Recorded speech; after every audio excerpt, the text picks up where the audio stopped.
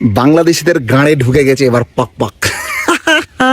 সবচেয়ে good news শোনো, ভালো গুড নিউজ, বাংলাদেশিদের ভিসা চিরকালের জন্য বন্ধ হয়ে গেল। ভারতে আসা হয়ে গেল 16 পূর্ণ। এবার ট্রিটমেন্ট কোথায় করাবি? পদে গাঁড়ে ব্যথা হলে কোথায় আসবি? হয়ে গেছে।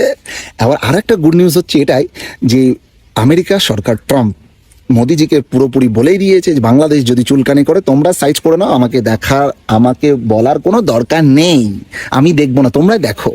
আর একটা কথা, বর্ডার এই মুহূর্তে একদম সলিডভাবে সিল হতে চলেছে।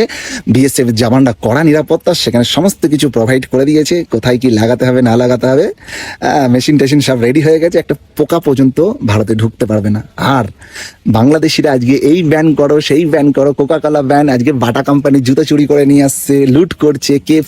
প্লিজ দাদা বাবু, প্লিজ আমাদের একটা ভিসা দেন, প্লিজ দাদা বাবু আমাদের একটা ভিসা দেন, প্লিজ দাদা বাবু এভাবে আমাদেরকে মারবেন না, প্লিজ দাদা বাবু আমার হাগা আটকে গেছে দাদা বাবু, আমার পুটকির উপর একটা ঠোসা পড়ছে, প্লিজ দাদা বাবু একটা ভিসা দেন, এভাবে আমাদেরকে মারবেন না দাদা বাবু, প্লিজ একটা ভিসা দিয়ে দেন। এই যে বাংলাদেশের পাসপোর্ট নিয়ে বর্ডারে অপেক্ষা করতেছি, প্লিজ দাদা বাবু।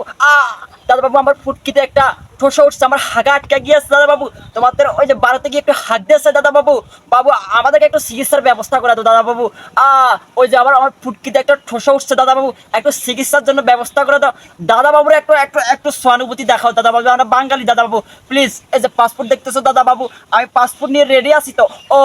আমার ফুটকিতে একটা ঠোসা পড়ছে, এই যে ইন্ডিয়া ভালো ভালো ডাক্তার আছে দাদা বাবু, আমার হাগাটা একটু হাঁকতে একটু কষ্ট হচ্ছে দাদা বাবু, প্লিজ দাদা বাবু আমাদেরকে ইন্ডিয়া যাওয়ার ব্যবস্থা করে দাও দাদা বাবু।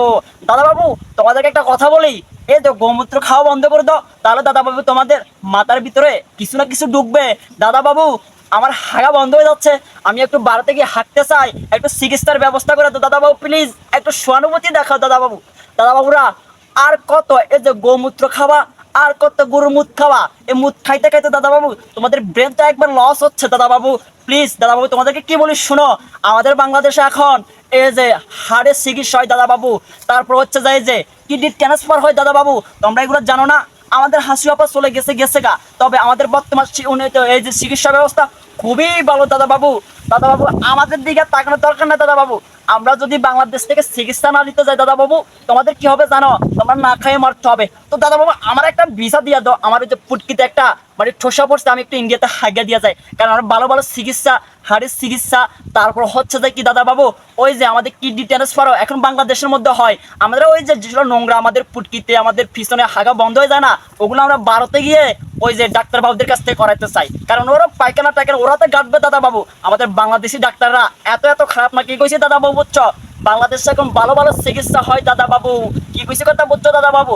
আরে দাদা বাবু তুমি একটু মলন লাও, ওই যে আমাদের ময়কের সাথে গিয়া একটু মলন বিক্রি করো, তার চেয়ে ভালো হবে। বাংলাদেশের পিছনে লাগাতে কোনো দরকার নাই। এই যে দেখতো এই বাংলাদেশের পিছনে লাগার কোনো দরকার নাই দাদা বাবু, কি কইছে বুঝছো?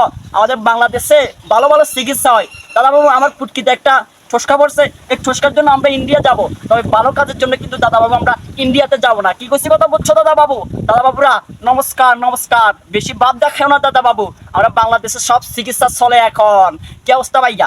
1 2 3 কিরিং করে ভিডিওটা শেয়ার দিন, এই ভিডিওটা দাদা বাবুদের চোখে পেয়ে দে। আমরা পায়খানার উপর ওই যে পায়খানার রাস্তা দিয়ে ঠোসকা পড়লে তারপরে যাব কোথায়? দাদা বাবুদের কাছে। আমাদের দেশে এখন ভালো ভালো চিকিৎসা হচ্ছে, কি বলছি বুঝছো দাদা বাবু?